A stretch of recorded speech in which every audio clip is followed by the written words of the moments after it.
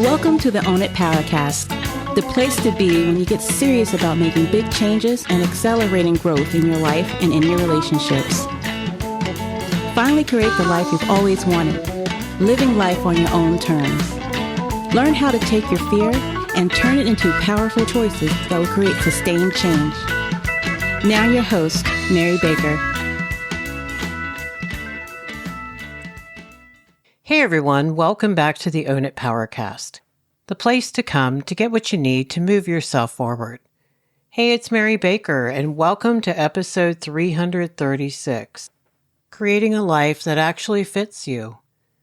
So, we've been spending this entire summer talking about our relationship with ourselves.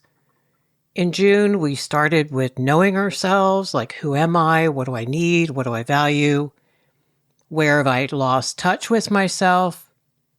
And then July took us into healing. We looked at some of the ways we've learned to turn against ourselves, criticize ourselves, maybe abandon ourselves, and carry things that were never ours to begin with. And August has been about something different, living like you matter. Not just understanding yourself, and not just healing, but I think allowing all of that internal work to actually change the way you live. And that's where I want to end our summer. Because eventually all of this work has to become a life. Not a perfect life, not someone else's version of a successful life, but a life that fits you. So let's get into it. So sometimes the problem is not you. I think we can spend an enormous amount of time trying to make ourselves function better in lives that don't actually fit us. And I can tell you, many of the clients that I've worked with over the years, we had to really look at environmental pieces for them, where their insides didn't match their outer life. So we have to ask ourselves, why am I so exhausted? Why am I unhappy? Why can't I just get motivated? Why am I resentful? Why do I keep feeling like something is missing? And our first instinct is often, what's wrong with me? But maybe nothing is wrong with you. Maybe something doesn't fit anymore. And as you get healthier and grow, it's going to fit even less, as we'll talk about today. Because maybe the relationship you're in requires you to continually become smaller. And you're really noticing that. Maybe your schedule leaves no room for anything that restores you. Maybe you've built your life around responsibilities, but didn't leave a lot of room for joy. Maybe you're surrounded by people, but you still don't have enough meaningful connection. Or it doesn't feel that way. Maybe you're pursuing goals that you don't even want anymore, and that's okay. Sometimes discomfort isn't evidence that we need to just fix ourselves. Sometimes it's really important information. And as we'll talk about today, it's really important to remember, too, that as you're doing this work, and if you're listening, you're doing this work, that as you grow, you outgrow, and the math works because if you're getting better at boundaries, well, you're going to start getting really frustrated at those around you who maybe don't have good boundaries, aren't aware of them, and aren't honoring yours. If you're working on emotional honesty, let's say authenticity and stuff like that, well, guess what? Sarcasm, snarky, vague responses, or people leaking their stuff out sideways, like we've covered recently, is really going to start to get under your skin. As it should, right? And you won't feel as emotionally safe. Now, here's the thing, you actually never did, but now you kind of know why things just don't feel right. If you're working on living out your values, well, maybe you begin to pull away and not gel with those with different values. Maybe ones that you tolerated or maybe just didn't look at in the past or ignored in your relationships because you were afraid of pulling away before, but now you're more honest with yourself, and now it's painful, right? Because it doesn't fit. Now, we're not judging anyone out there. We just don't belong to that anymore. Maybe those around you don't value self-esteem or being grateful or being spiritual or personal growth or vulnerability like you do now. Growth eventually, if we keep at it, is going to affect every area of our life. And that is a good thing, and it can be a hard thing at first. So as you listen today, I just want you to reflect. If you're in a place where you can write things down, that's great, but don't worry about it. Just trust whatever comes up for you. And some of it may be hard. And if it's really hard, reach out if you need some coaching around this, get some support. Just don't be hard on yourself. Be honest, but not critical, if that makes sense. So, does your life reflect what you say matters? So here's an exercise I think can be incredibly revealing. So I want you to write down or think of 5 things you say matter most to you. Things like maybe family or health or peace or friendship or freedom or faith or learning, things like that. 5 things that you say matter most to you. Okay, now look at your actual life, like what really goes on, not what you want to think goes on. Like if I'm looking in the window, what am I seeing kind of thing. Look at your calendar. What's on it? Look at your relationships. Look at your spending. Look at your energy, your attention, maybe your habits. And how much of your life reflects those things that you said mattered a few minutes ago? Not perfectly, but good enough. Is there a reasonable alignment between what you say matters and the way you're actually living on the daily? Because sometimes we discover something really uncomfortable. I know I had to do this work years ago. And our values are living on paper while our obligations are kind of running our lives. And this happens, I think, so slowly and insidiously that we don't recognize it until we have to take a hard look at it like we're doing right now. So just think about that and look at the disparities. Get some love and coaching and support around you as you work on these, because these are not easy. Values are a big deal. And if we're going to live them out, our life sometimes has to change and we have to make big decisions at some points. Some things are smaller and easier. Like, for instance, if I say I want to be someone who is reliable, well, then maybe I really start to show up on time more than I did in the past. Or I follow through and my yes means yes and my no means no, even around little things.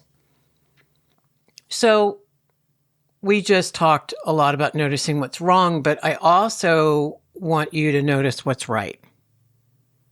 Like, where do you feel most like yourself? Where is that? Who are you with when your shoulders drop? Like you relax and you just melt and you don't have to have your guard up. Who's around you and why do you think that is? What conversations energize you? You know, even ones that make you crack up laughing, ones that make you curious and interested and you're learning and maybe you're sharing with each other. You're really getting to know someone's essence, things like that. What environments really make you feel good? And they could be natural environments and or the people around you. Maybe the people around you in your favorite environments. Like, which ones make you feel good? And why do you think that is? And then what do you lose yourself doing? Like, what do you just get into? You're in the zone and, oh my gosh, 3 hours went by in a good way because you were just soaking it up and loving it. What makes you laugh? What do you find funny, entertaining, comical, enjoyable? Here's a harder one. Where do you feel useful without feeling depleted? Where do you feel useful without being depleted? I want you to think on that for a minute. And what parts of your life make you think, yes, I want more of this? Because that is such important information as well. creating a life that fits isn't just about removing things. Yeah, we might have to take out some things that don't work, but it's also about deliberately, I think, creating more room for what works. That's the fun part, right? So I want to stop for a moment and talk about something that you may deny up front, but I really want you to think about this. Like, we have to really sit with this because some of this is so subtle and insidious that we don't see it. But we got to stop building our lives around what other people might think. Might think looking in the window, might think if they observe or they ask you, what are you doing? And this one I think is huge because how many decisions have we made because they made sense to everyone else? Sometimes they're right. Sometimes people give us really good opinions and sound advice, and I don't want to dismiss that.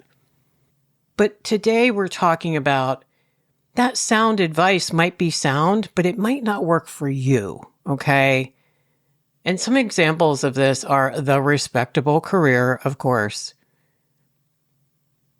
And it's great to have a respectable career, but what if that doesn't fit you? What if you want something that isn't this big-ass career? Maybe you want some side hustles and go travel, right?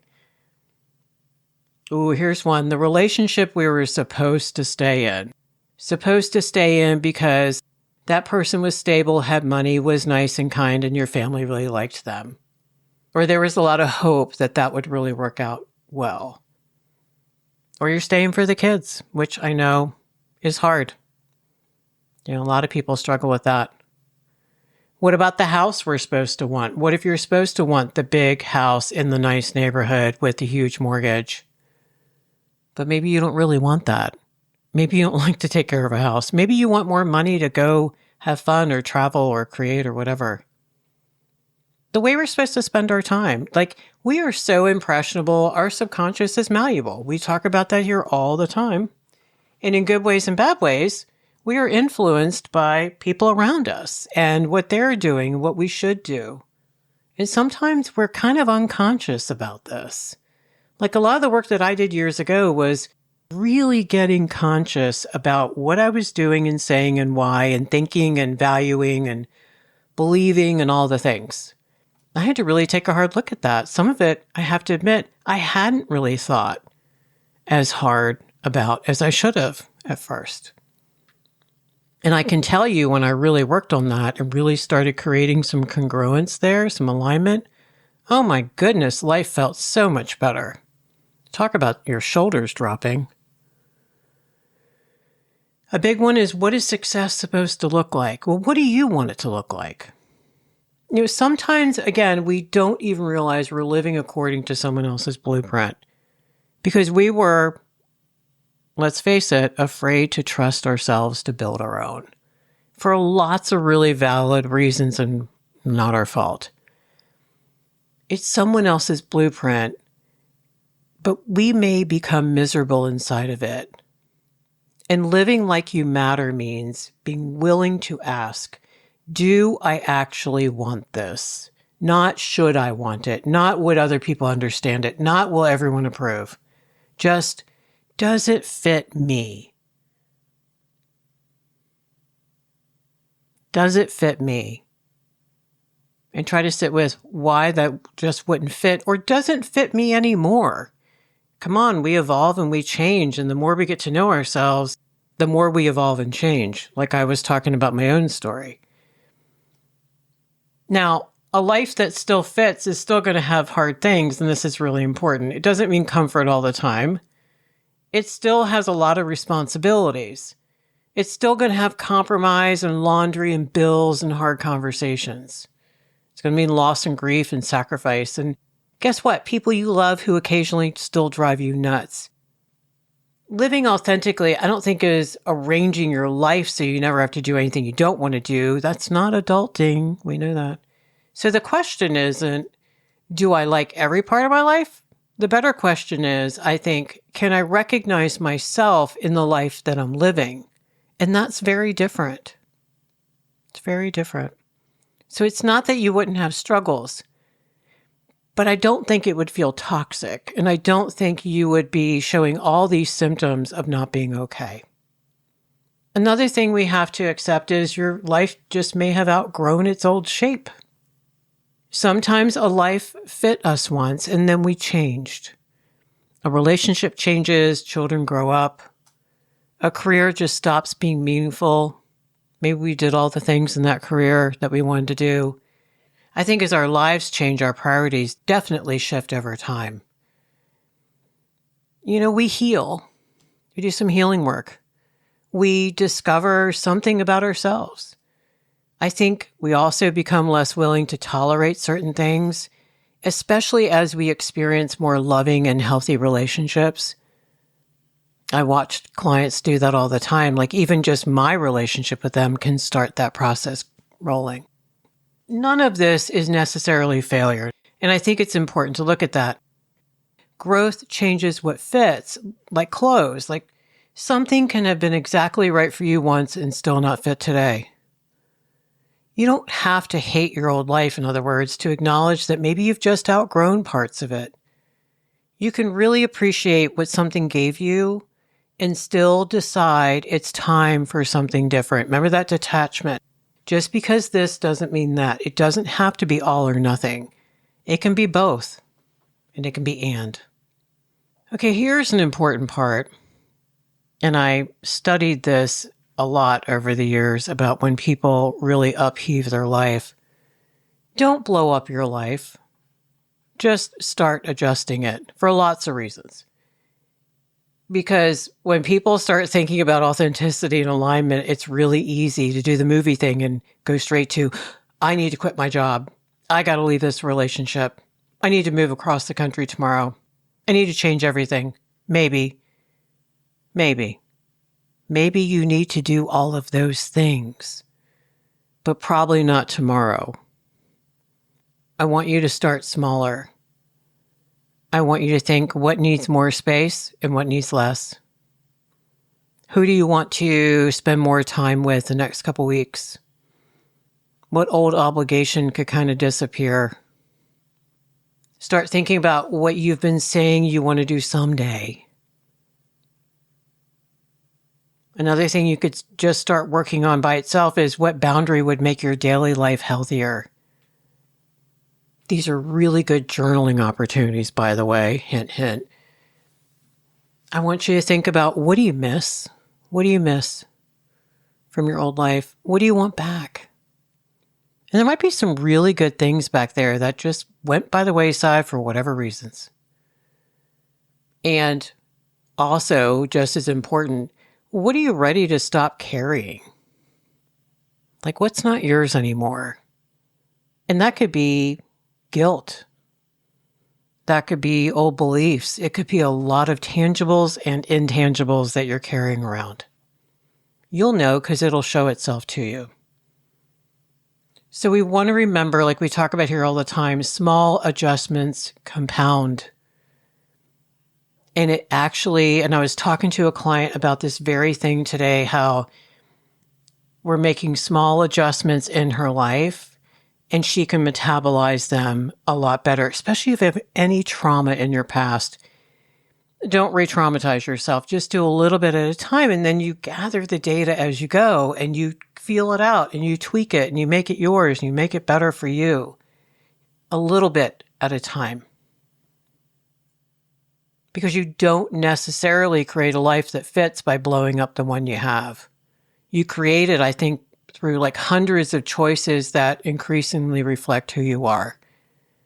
Now, footnote, if you are in a very toxic, abusive situation, whether it's a partner, whether it's your family, whether it's work or a friendship, that may need to be looked at rather urgently depending on what crisis level it is. But I also noticed over the years that with clients, they may not be able to even tackle that until they do some of these other little things.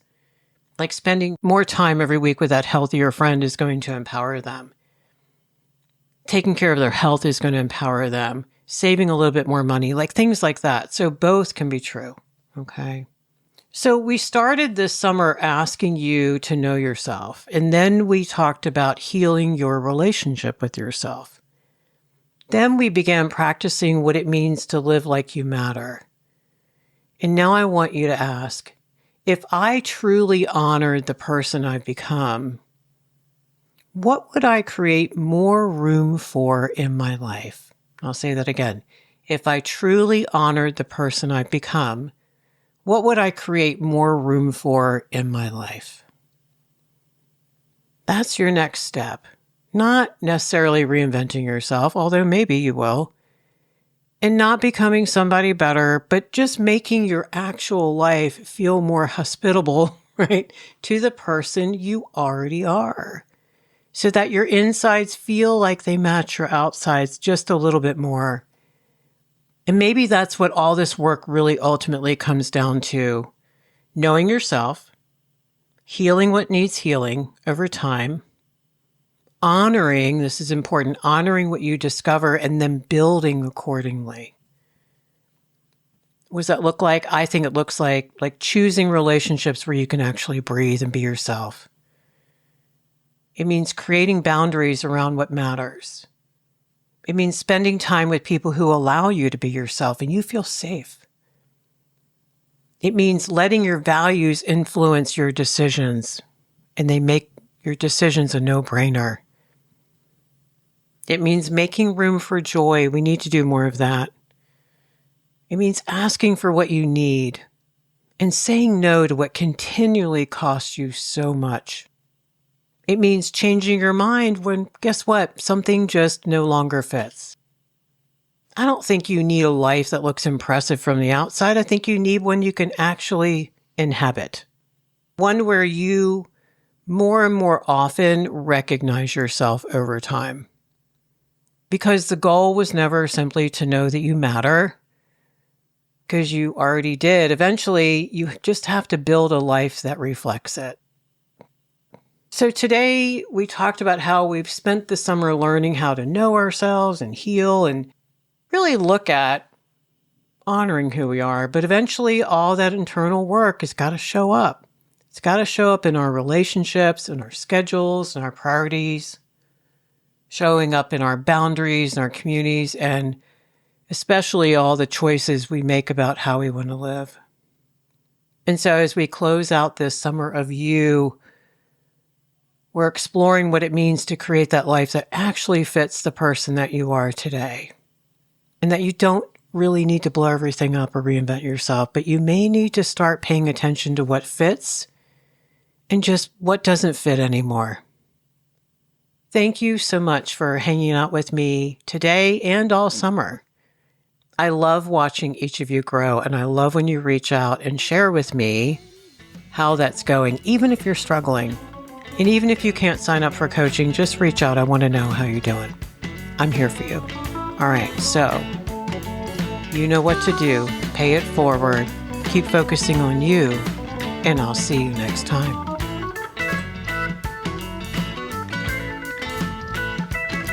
We hope you took away some useful insights and tools you can begin using right away. If you did, please leave a positive review and share on your social media.